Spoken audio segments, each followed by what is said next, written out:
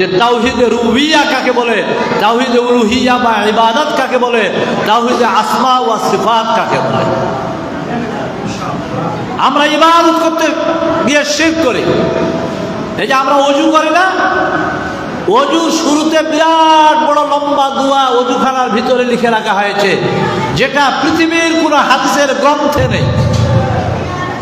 নবী মুহাম্মদ সাল্লাল্লাহু আলাইহি ওয়াসাল্লাম তিনি ওযুর দোয়া হিসাবে শুধু এতটুকু বলেছেন যে বিসমিল্লাহ, এবং ওযুর শেষে আশহাদু আল্লা ইলাহা ইল্লাল্লাহু ওয়াহদাহু লা শারীকা লাহু ওয়া আশহাদু আন্না মুহাম্মাদান আবদুহু ওয়া রাসূলুহু। বা কেউ যদি আশহাদু আল্লা ইলাহা ইল্লাল্লাহু ওয়া আশহাদু আন্না মুহাম্মাদান আবদুহু ওয়া রাসূলুহু পাঠ করে তাহলেও কিন্তু হবে, কোনো সমস্যা নেই। এখন ওযুর শুরুতে ওযুর শেষে অনেক বানানো মানুষের তৈরিকৃত দোয়া আছে। এই দোয়া করলে আপনার ওযু বাতিল, বেদাত হয়ে গেল। এবং সালাতে যখন আমরা দাঁড়াচ্ছি, সালাতে দাঁড়িয়ে কি করা হচ্ছে? দাঁড়িয়ে কিবলার দিকে মুখ করে ইন্নী ওয়াজ্জাহতু ওয়াজহিয়া লিল্লাযী ফাতারাস সামাওয়াতি ওয়াল আরদা হানিফা ওয়া মা আনা মিনাল মুশরিকিন। অথচ এই দোয়া রাসূল সহ কোনো একজন সাহাবী থেকে পাঠ করার কোনো প্রমাণ নাই, কোনো দলিল নাই। আপনি কোথায় পাইলেন? হাদিস দিয়ে আপনাকে প্রমাণ করে দিতে হবে যে এটি বুখারী বা মুসলিম বা আবু দাউদ কিংবা নাসাই অথবা তিরমিজি, ইবনে মাজাহ, বাইহাকি, দারাকুতনি, তাবারানি ইত্যাদি কোনো হাদিসের কিতাবে নাই। অথচ ইন্নী ওয়াজ্জাহতু ওয়াজহিয়া এটা কোরআনের আয়াত, কিন্তু এই আয়াতটি জায়নামাজের দোয়া হিসাবে পাঠ করতে হবে কোনো হাদিস নেই। বরং এটি আল্লাহু আকবার বলে তাকবীরে তাহরিমা দিয়ে যখন আপনি বুকে হাত বাঁধবেন তখন এটি সানা হিসাবে পাঠ করা যাবে, সহিহ হাদিস। কিন্তু জায়নামাজের দোয়া হিসাবে এটা কোনো হাদিস আসেনি রাসূল থেকে বা সাহাবায়ে কেরাম থেকে। তাহলে বেদাত দিয়ে সালাত শুরু হলো।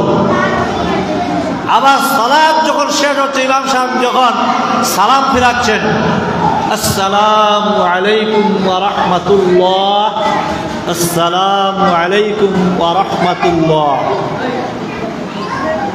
কোনো দোয়া নাই, কিছু নাই, সরাসরি শুরু হয়ে গেল কি আল্লাহুম্মা আমিন রাব্বানা আতিনা ফিদ দুনিয়া হাসানাতাও ওয়া ফিল আখিরাতি হাসানাতাও ওয়া কিনা আযাবান্নার বিহাক্কি লা ইলাহা ইল্লাল্লাহু মুহাম্মাদুর রাসূলুল্লাহ। অথচ এই দোয়াগুলো এইভাবে পাঠ করা রাসূল থেকে একটিও কোনো হাদিস নাই।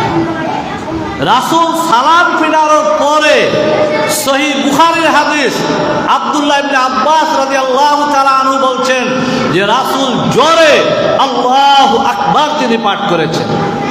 কি ভাই বলনা, তাই না? এটা হলো হাদিস। তারপরে সহিহ মুসলিমের হাদিসে এসেছে আল্লাহুম্মা আনতাস সালাম ওয়া মিনকাস সালাম তাবারাকতা ইয়া যাল জালালি ওয়াল ইকরাম। এই দোয়াটা এসেছে। তারপর আস্তাগফিরুল্লাহ আস্তাগফিরুল্লাহ আস্তাগফিরুল্লাহ, এটা 3 বার পাঠ করার কথা সহিহ মুসলিমে এসেছে। এরপরে অন্যান্য দোয়া আছে, যেমন লা ইলাহা ইল্লাল্লাহু ওয়াহদাহু লা শারীকা লাহু লাহুল মুলকু ওয়া লাহুল হামদু ওয়া হুয়া আলা কুল্লি শাইইন কাদির লা হাওলা ওয়া লা কুওয়াতা ইল্লা বিল্লাহ লা ইলাহা ইল্লাল্লাহু ওয়া লা না'বুদু ইল্লা ইয়্যাহু লাহুন নি'মাতু ওয়া লাহুল ফাদলু ওয়া লাহুস সালামু হাসান লা ইলাহা ইল্লাল্লাহু মুখলিসিনা লাহুদ-দীন ওয়া লাউ কারিহাল কাফিরুন। সহিহ মুসলিম অনেক হাদিস আছে।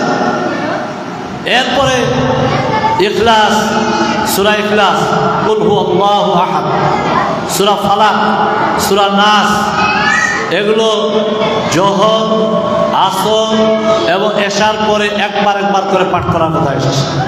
আর ফজর আর মাগরিবের পরে প্রত্যেক প্রত্যেকটা সূরা তিনবার তিনবার করে পড়ার কথা হাদিসে এসেছে।